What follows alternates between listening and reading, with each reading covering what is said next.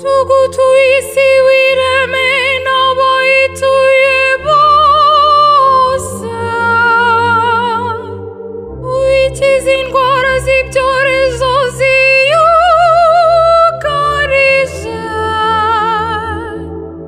roho nzima iture mu mubiri muzima,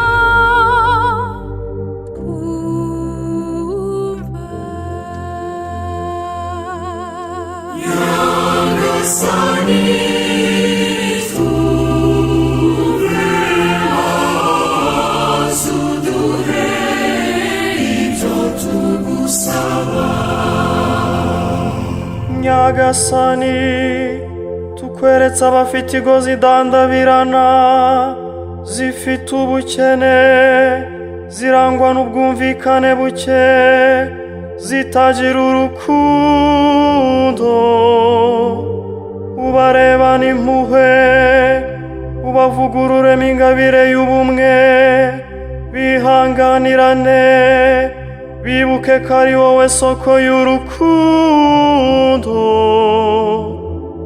ubabera Imana bakubera umuryango, kumve. Nyagasani twumve, maze uduhe ibyo tugusaba. Nyagasani reba nimuha bacika intege mu nzira zigana iwawe, bongerera ukwemera, ukwizera n'urukundo, aho kurangazwa n'iby'isi bishira, bagira umuhate mu guharanira iby'ijuru, twumve.